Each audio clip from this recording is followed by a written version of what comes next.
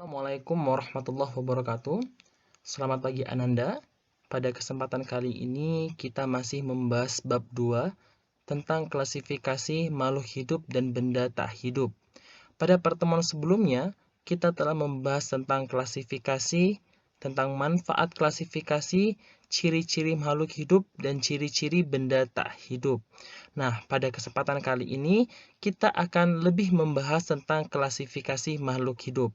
Namun, sebelum kita mulai belajar, marilah kita berdoa terlebih dahulu. Berdoa dimulai. Selesai.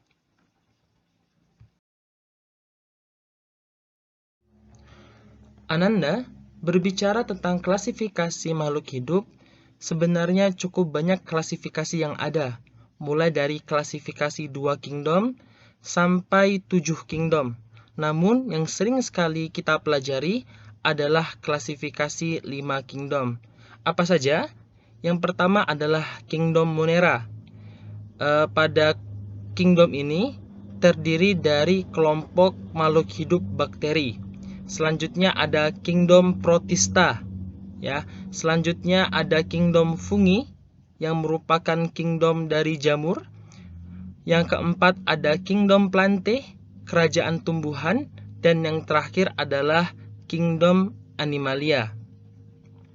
Kingdom Monera merupakan kingdom yang memiliki ciri-ciri ataupun struktur tubuh yang sederhana. Sedangkan kingdom Animalia sudah memiliki struktur tubuh yang kompleks.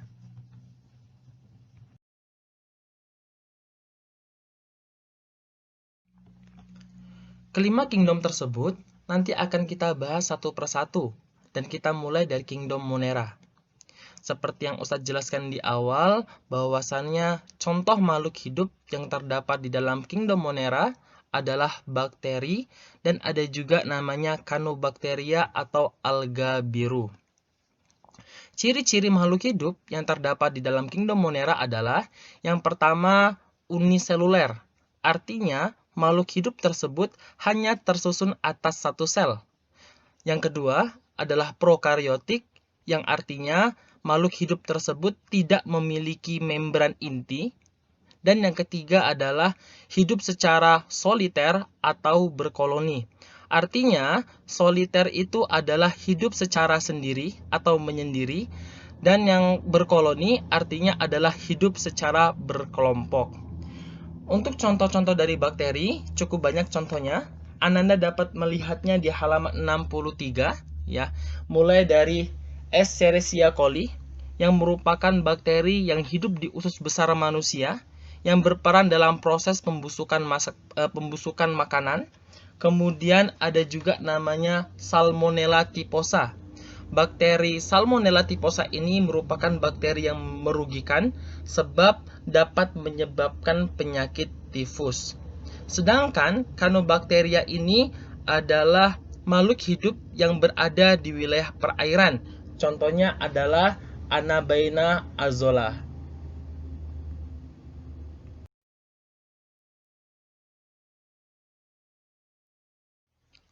Selanjutnya yang kita bahas adalah kingdom Protista. Nah, ciri-ciri yang terdapat di dalam kingdom Protista ini adalah yang pertama, makhluk hidupnya uniseluler atau bersel satu. Ada yang multiseluler tapi jumlahnya relatif sedikit. Yang kedua, bersifat eukaryotik, artinya adalah memiliki membran inti. Dan yang ketiga adalah hidup secara soliter atau berkoloni. Nah, pada kingdom Protista ini, Ananda, kingdom Protista dapat dibagi menjadi 3. Yang pertama adalah protozoa, yang kedua adalah alga, dan yang ketiga adalah protista mirip jamur. Protozoa merupakan kingdom Protista atau kelompok makhluk hidup protista yang mirip dengan hewan. Sedangkan alga atau ganggang merupakan kelompok makhluk hidup protista yang mirip dengan tumbuhan. Nanti kita akan coba membahasnya satu persatu.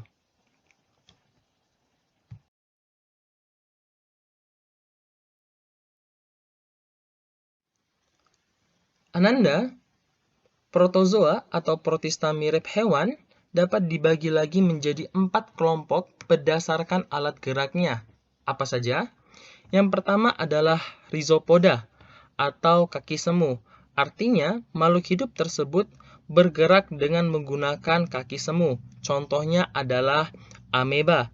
Yang kedua adalah Flagellata atau makhluk hidup tersebut bergerak dengan menggunakan bulu cambuk atau flagella.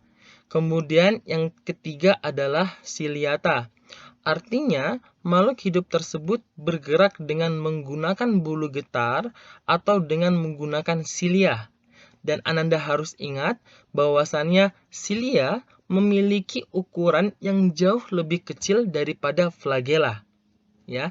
Kemudian yang terakhir adalah sporozoa, artinya adalah makhluk hidup tersebut tidak memiliki alat gerak dan bereproduksi dengan menghasilkan spora. Contohnya adalah Plasmodium.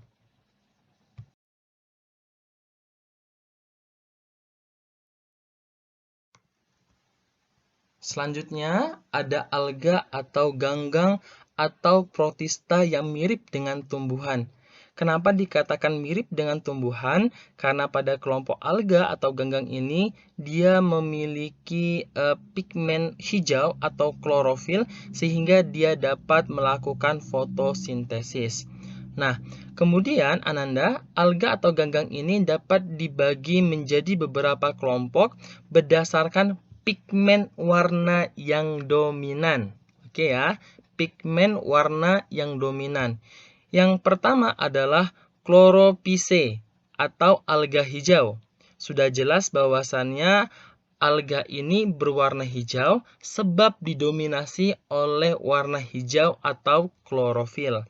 Selanjutnya yang nomor 2 ada namanya rhodophyce atau alga merah. Kenapa disebut dengan alga merah?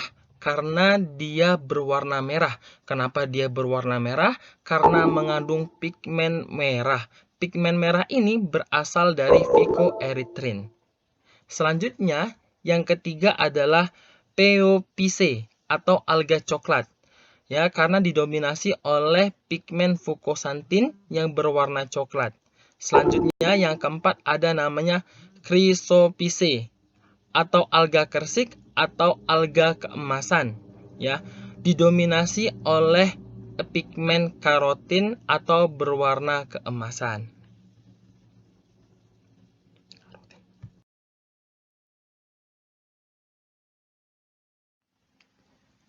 Kelompok ketiga atau kelompok terakhir di kingdom protista adalah protista mirip jamur. Kenapa dikatakan protistanya mirip jamur? Yang pertama, karena pada kelompok protista ini dia menghasilkan lendir. Dan yang kedua adalah struktur tubuhnya menyerupai benang, ya. Dan ini merupakan salah satu ciri yang dimiliki oleh kelompok jamur. Oleh sebab itu, kelompok protista ini dikatakan protista mirip jamur. Apa saja ciri-cirinya? Yang pertama adalah protista ini memiliki struktur menyerupai benang-benang atau hifa. Kemudian yang kedua, protista ini dapat dibagi menjadi dua, yaitu adalah jamur air dan yang kedua adalah jamur lendir. Kemudian pada jamur air dapat membentuk namanya oospora. Oospora ini berperan untuk melindungi jamur jika kondisi lingkungannya buruk. Ya.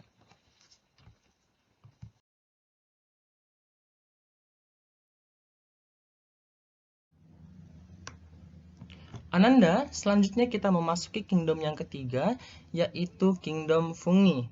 Nah, contoh dari kingdom fungi ini adalah jamur. Apa saja ciri-cirinya? Yang pertama, dia bersifat eukariotik. Apa artinya? Masih ingat ya?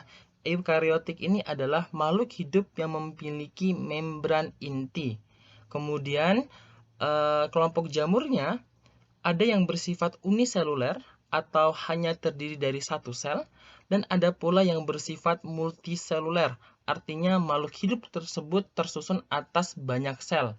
Kemudian yang ketiga, jamur tidak memiliki klorofil.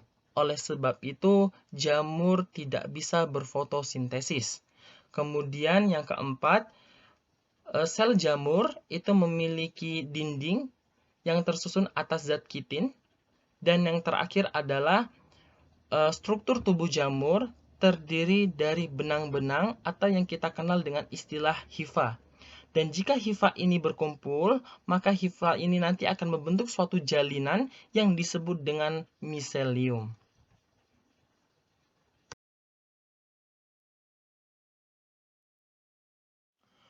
Berdasarkan alat berkembang biak, maka kingdom fungi ini pada dasarnya dapat kita bagi menjadi 4 kelompok. Apa saja kelompoknya? Yang pertama ada namanya zygomycotina. Artinya adalah dia berkembang biak dengan menggunakan zygospora. Contohnya adalah Rhizopus oryzae atau yang kita kenal dengan istilahnya ragi tempe. Kemudian yang kedua ada namanya Ascomycotina. Ya, Ascomycotina ini berkembang biak dengan menggunakan ascospora. Contohnya adalah Saccharomyces atau yang kita kenal dengan istilah ragi. Yang ketiga, ada namanya Basidiomycotina. Berkembang biak dengan menggunakan Basidiospora. Contohnya adalah Auricularia atau yang kita kenal dengan istilah jamur kuping. Dan yang terakhir ada namanya Deuteromycotina. Pada kelompok jamur ini, ya jamurnya belum diketahui alat berkembang biak secara generatif. Ya, contohnya adalah panu atau yang kita kenal dengan istilah Taenia versicolor.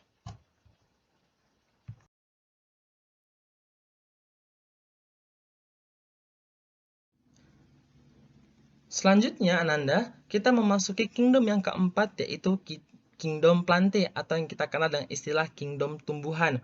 Nah, contohnya apa saja? Banyak ya contohnya ya. Ada ubi kayu, ada sayur-sayuran, dan ada buah-buahan, dan masih banyak lagi. Dan mungkin Anda pun tahu contoh-contohnya. Apa saja ciri-ciri di kingdom plante ini? Yang pertama adalah bersifat eukariotik. Yang kedua adalah multiseluler. Yang ketiga, memiliki klorofil. Ya, karena kingdom plante memiliki klorofil, maka kelompok kingdom ini dapat melakukan fotosintesis. Dan yang terakhir adalah memiliki dinding sel yang tersusun atas selulosa. Kemudian, Ananda, kingdom plante ini dapat dibagi menjadi 3 kelompok besar. Ya, masih bisa dibagi lagi nih. Kingdom plante dapat dibagi menjadi 3, yaitu Bryophyta, Pteridophyta, dan yang ketiga adalah Spermatophyta. Nanti kita akan bahas satu persatu dimulai dari Bryophyta.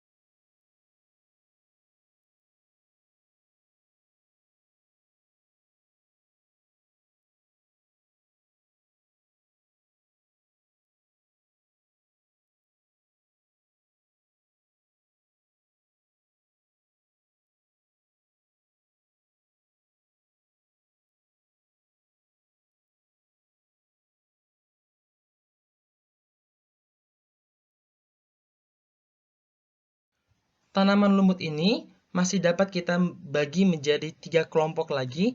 Yang pertama adalah kelompok lumut hati, ya.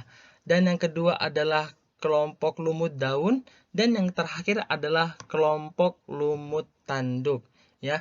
Contohnya gambarnya sudah Ustadz tayangkan di video kali ini.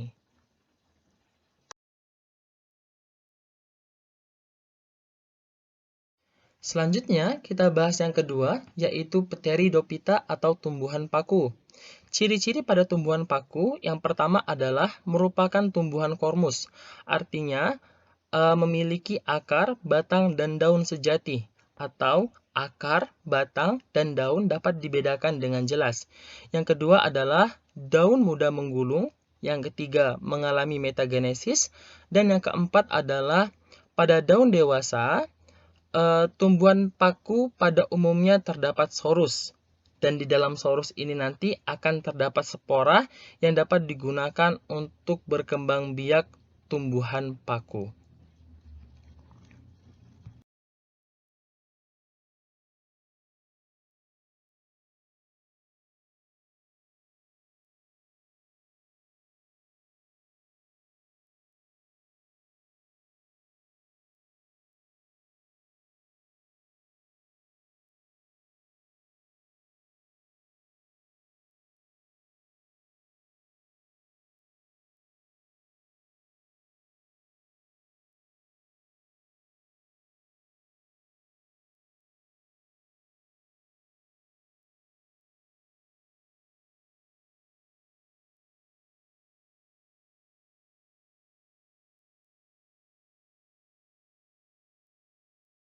Kelompok terakhir yang terdapat dalam kingdom Plantae adalah kelompok Spermatophyta. Nah, di sini kelompok Spermatophyta dikenal juga dengan istilah tumbuhan berbiji. Karena pada tumbuhan ini dia nanti akan menghasilkan biji untuk alat perkembangbiakan.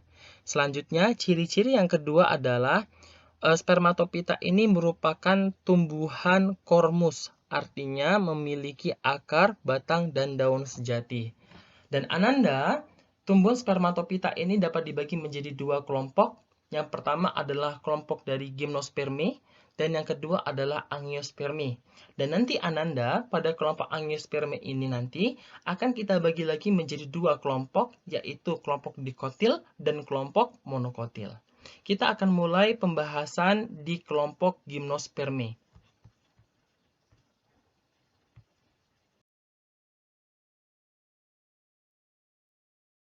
Gymnospermae merupakan kelompok tumbuhan berbiji terbuka. Ya, dia memiliki ciri-ciri. Yang pertama adalah bakal biji tidak terlindungi oleh daun buah. Dan yang kedua, akar tunggang, daun menyerupai jarum, berbentuk kecil tebal atau tipis lebar. Dan yang ketiga adalah alat reproduksinya berupa strobilus.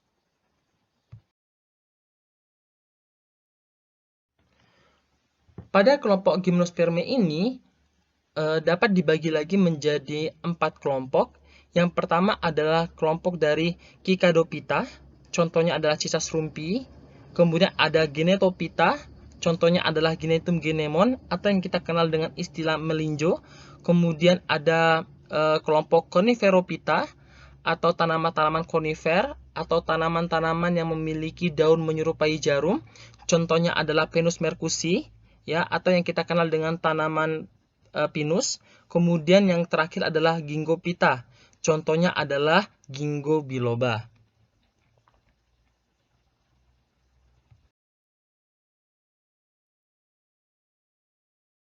Selanjutnya, yang kita bahas adalah tanaman Angiospermae atau kelompok tumbuhan berbiji tertutup.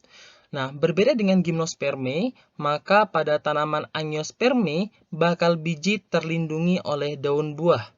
Kemudian alat reproduksinya berupa bunga, serta dalam proses reproduksi, Angiospermae mengalami pembuahan ganda. Ananda, pada slide sebelumnya, Ustadz sudah menjelaskan tentang pembagian kelompok di Angiospermae ya. Jadi di Angiospermae ini nanti kita akan membaginya menjadi dua kelompok, yaitu kelompok dikotil dan monokotil.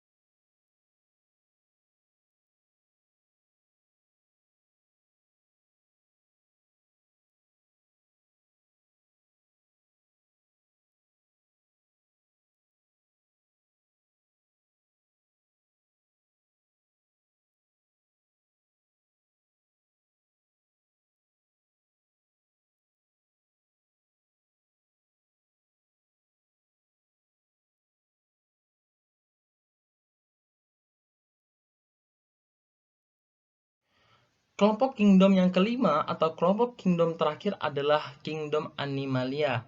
Nah, kingdom Animalia ini memiliki ciri-ciri. Yang pertama adalah dapat bergerak secara aktif, yang kedua adalah tidak memiliki dinding sel, dan yang ketiga adalah tidak memiliki klorofil.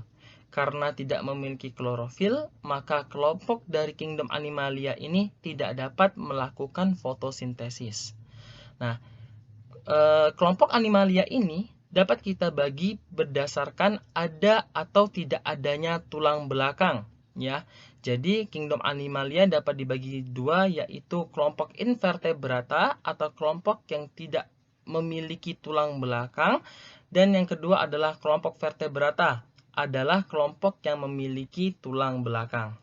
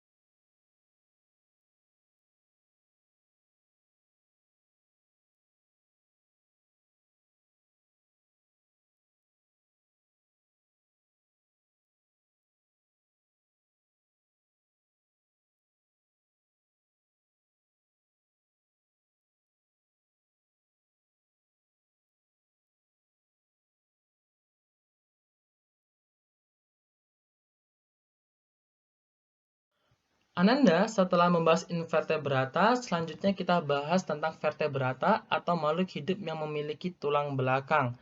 Nah, pada dasarnya vertebrata ini dibagi menjadi 5 kelompok. Pertama adalah kelompok superkelas dari Pisces atau kelompok ikan-ikanan, ya. Kemudian kelompok dari kelas amfibia. Contohnya adalah katak ataupun bisa juga kodok, salamander, ya. Itu bisa juga masuk ke dalam kelompok kelas amfibia. Selanjutnya yang ketiga adalah kelas reptilia. Contohnya adalah buaya, ya. Kalau kelas reptilia ini adalah kelompok makhluk hidup yang jika mereka berjalan, maka tubuhnya bergoyang ke kiri ke kanan kayak cicak atau kayak ular, ya, kurang lebih seperti itu. Selanjutnya yang keempat itu adalah kelas Aves. Ini adalah kelas burung-burungan. Contohnya adalah merpati. Mungkin contoh yang dapat kita lihat sehari-hari ini adalah ayam, ya, bebek, entok, dan lain sebagainya. Dan yang terakhir adalah kelas mamalia. Kelas mamalia ini adalah kelompok hewan yang menyusui. Contohnya adalah orang hutan, bisa juga kucing, sapi, kerbau, dan masih banyak lainnya. Ananda, untuk materi bab 2, mungkin cukup hanya ini saja yang dapat Ustadz sampaikan. Cukup banyak materinya, jangan lupa untuk dicatat, dan jangan lupa pada saat menonton video ini, Ananda pastikan sembari membuka buku, sembari membaca buku, sembari mencocokkan antara penjelasan Ustadz, video dengan buku. Dan jangan lupa untuk mengerjakan soal pilihan ganda yang terdapat di bagian bab 2 halaman akhir. Oke, ya. Mungkin yang itu saja yang dapat Ustaz sampaikan. Mohon maaf jika ada kesalahan. Semoga ilmunya berkah. Wassalamualaikum warahmatullahi wabarakatuh.